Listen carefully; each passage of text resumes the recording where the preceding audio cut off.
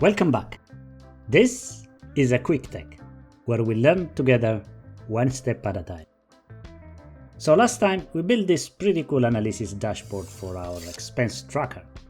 We can see our total spending, how much budget we've left, our average transaction amount, and all the key numbers, right? But here's what might be bugging at least some of you. We know we spent $461 in total, but we have no idea where most of that money actually went. Like, is food eating up most of our budget? Are we making way too many transport-related payments? These are the kinds of questions that actually help us understand our spending patterns. Today, we're going to fix that using some really useful functions that let us analyze data by category. By the end of this video, you will have a complete category breakdown showing exactly how much you spend in each area and how many transactions you're making per category. Let's jump right in. Alright, so here is our expense tracker from last time. We've got all this great data.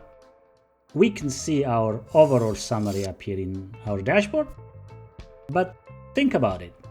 If you're trying to cut back on spending, knowing you spent $461 total doesn't really help you figure out what to cut back on. What we need is a category breakdown, like how much did we spend on food versus transport versus entertainment. And maybe just as important, how many times are we making purchases in each category? Because sometimes you're not spending a lot per purchase, but you're making purchases way too often. That's exactly what we're going to build. And the cool part, once we set this up, it will automatically update every time we add a new expense. Let me start by introducing you to COUNTIF. This function is like having a smart counter that can count specific things for you.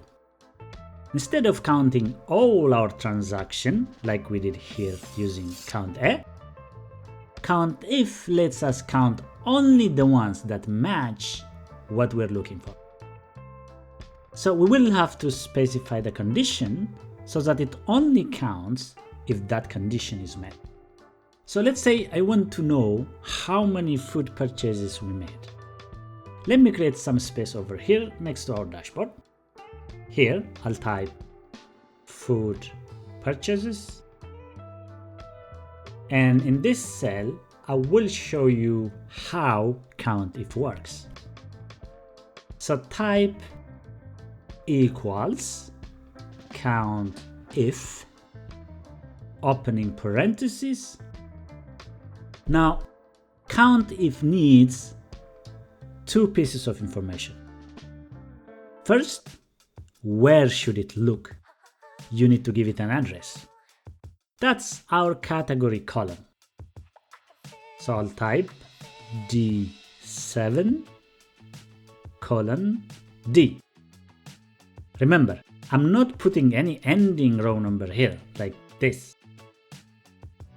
Leaving it open like this means it automatically includes any new expense we add later.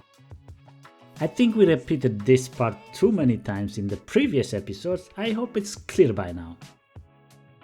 Then just add comma to move on to the next important piece of information. Great. Now, once I specify where to look, what comes next is specifying what to count. Let's say we want to count food purchases. And now type food in double quotation mark.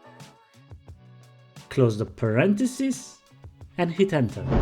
And boom, it shows 5. We made 5 food purchases. Excellent. Just for the sake of practice, let me add another one down here. Let's call this one transport purchases. And here the formula equals COUNTIF, opening parentheses, let's give it the address, that would be D7 column D. Now to specify what it should count, we add a comma, and then in double quotation we type transport. Closing parenthesis and hit enter. That gives us 2. Excellent. So right away we can see we buy food twice as often as we use transport. That's already useful information. Maybe this may not make the most sense when you analyze expenses, but it makes a lot of sense in other areas. For example, if you were tracking your expense habits, you might discover you are going to gym 12 times a month, but only doing cardio twice. That could explain why the results are not what you expect. You can apply this same formula in many business scenarios, anywhere you need to count how often something happens to spot patterns and tell a story. Cool. Now, some of you are probably thinking this approach also feels pretty tedious. We're manually typing each category and creating separate formulas. There's got to be a smarter way to do this. Well, if you were thinking that, you are absolutely right. So next, we will make a slight improvement on this one. Now, typing food and transport directly into our formula works, but it's not that flexible. Whenever I want to analyze different categories, I'd have to edit each formula manually. Or we would need separate formulas for each category. And then I have to constantly monitor and add new formulas every time we add a new category. This might work for small data like ours because we don't have a lot of categories. But imagine you are analyzing thousands of rows with dozens of categories. That means we would end up manually creating a formula for every single category we want to track. That's way too much work. There is a slightly better way to do this. Watch this. Instead of typing the category name in the formula, let me put it in a separate cell. Say we have our food in this cell. Now I can change my formula to reference this cell instead. Let me edit this formula.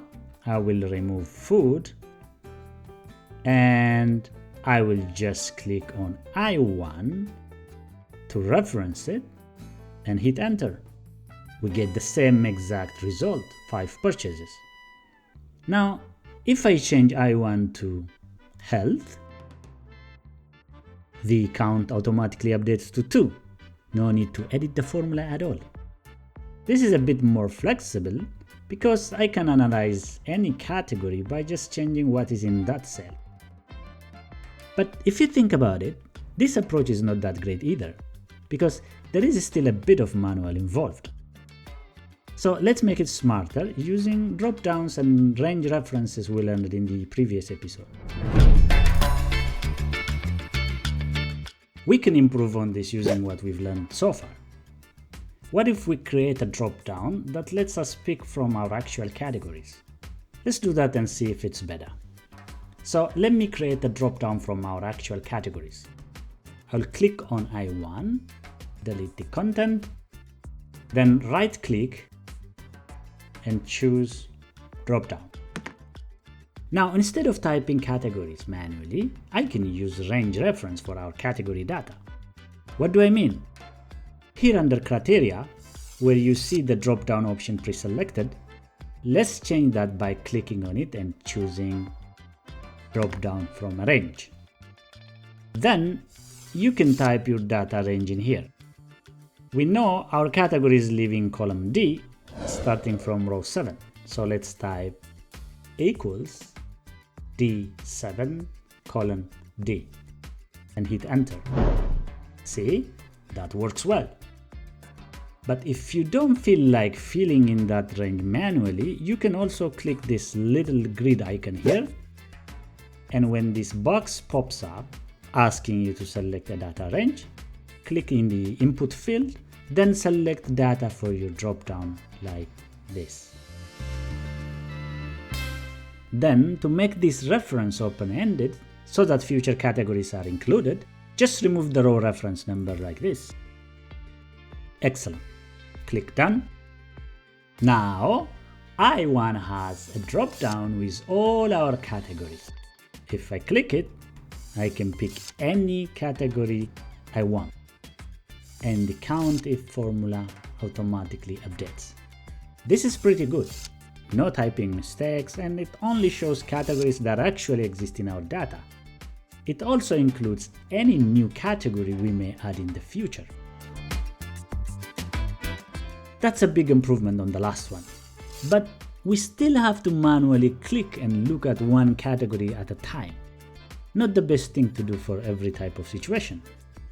So the next question is, what if we want to see all the categories at once, instead of checking them one by one? That's where we need an even smarter approach.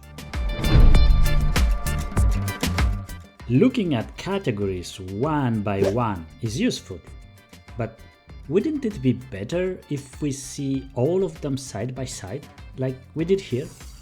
To do that, we need to first get a list of all the unique categories.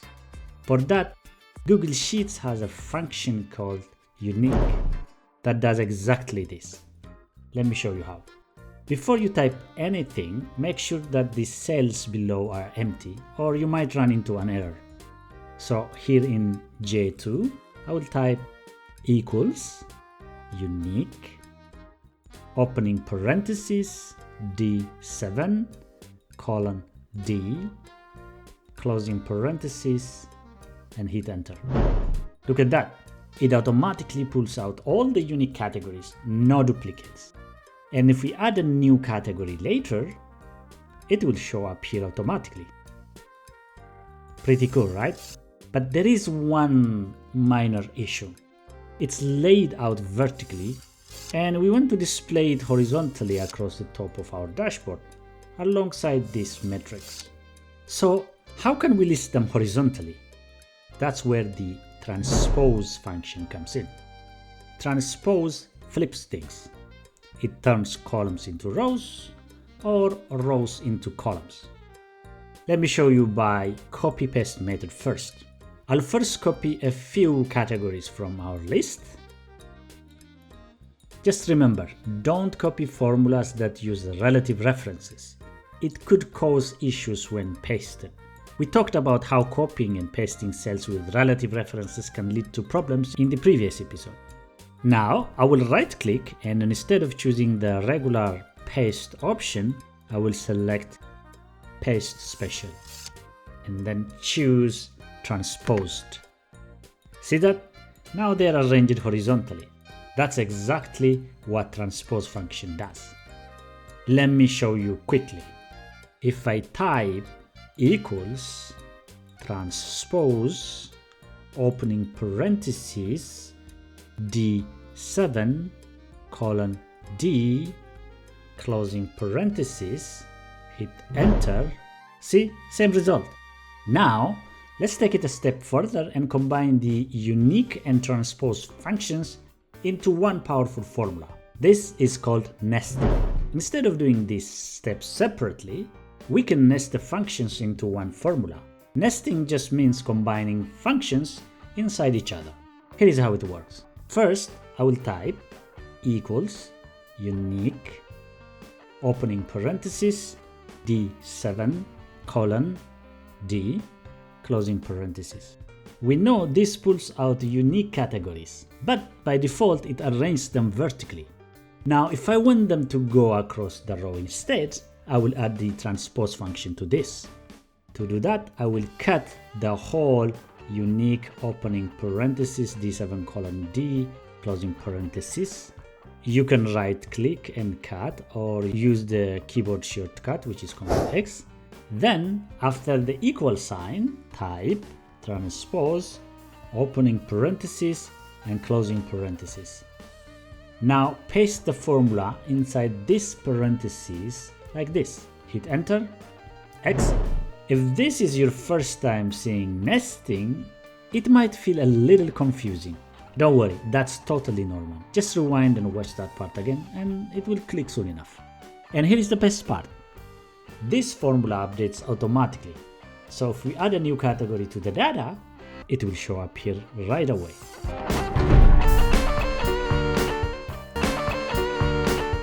Alright, now let's go ahead and build the full dashboard using our categories. First, I'll clean up this area to give us some room to work. Now let's add our headers. Here in H1, I will type category analysis.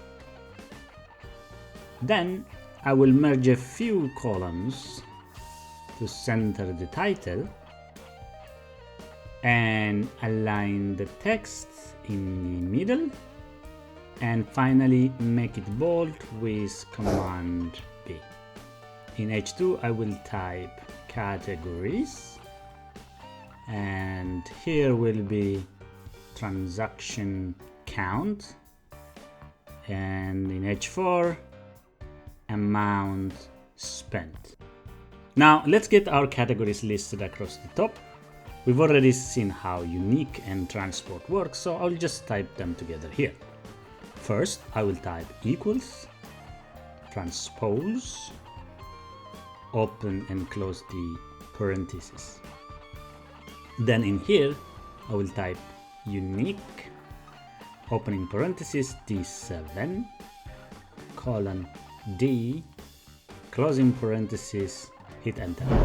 Perfect. Next, we need to count how many times each category show up. I'm going to use the COUNTIF function we saw earlier. It needs two things, where to look and what to count. So here in I3, I will type equals count if, opening parenthesis, D7, colon D, and this is where to look.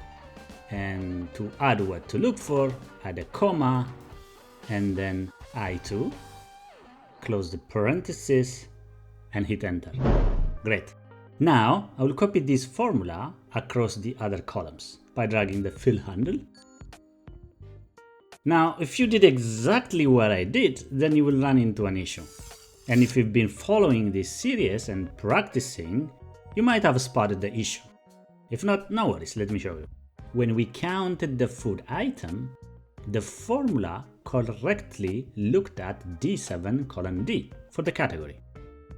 But when we copied the formula over to transport, the address for where to look shifted to column E, showing E7 colon E. And as we move across, the cell reference keeps changing. So what do we do to fix this? Yep, we lock the reference to column D.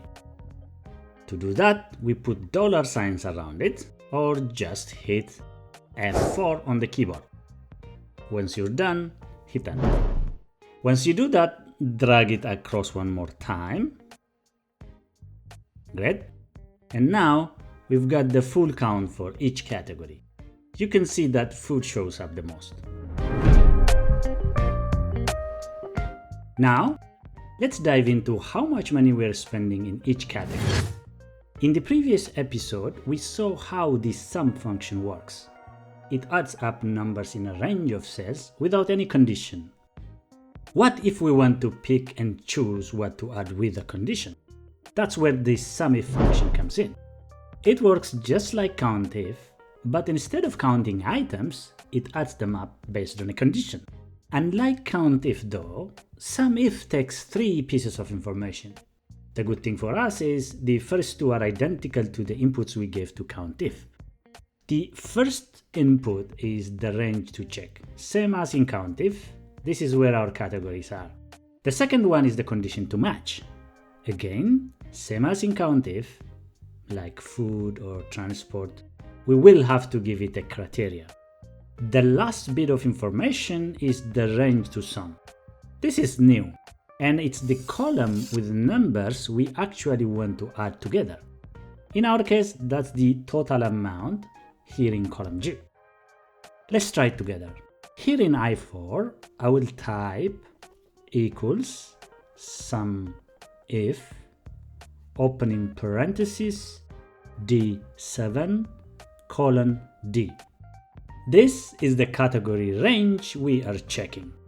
Then a comma followed by I2, which is our condition. It must match whatever is in I2 for the amounts to be added. One more comma, and then G7 colon G, which is the column we want to sum when the condition is met. Close the parentheses, press enter, and we have the total spent for the first category. Now, to avoid the reference issue when we copy, let's make sure that the D and G references are locked, because the reference should not change if we copy the formula somewhere else. So surround those references with the $sign like this. Great. Here is what's happening here. D7 colon D is the range we're checking. Just like before, it's where our categories are. I2 is the category we want to match, just like we did with COUNTIF. G7 colon G is the range with the total amounts that we want to add up for each category. So essentially, what we're doing here is telling the formula to look in column D for the category in I2, which is food, and wherever you find that category, add up the numbers in column G. In other words, what this means is that the formula goes through column D, finds every instance of food, and keeps adding up the corresponding amount in column G until it reaches the end. I hope that makes sense. Now, I will copy this formula over to the other categories. And just like that, we have a full breakdown of how much we've spent in each category. You can already see food isn't just the most frequent category, it's also where the most money is going. Let's test the system by adding another expense. I will add expense number 13. Let's say another coffee shop visit.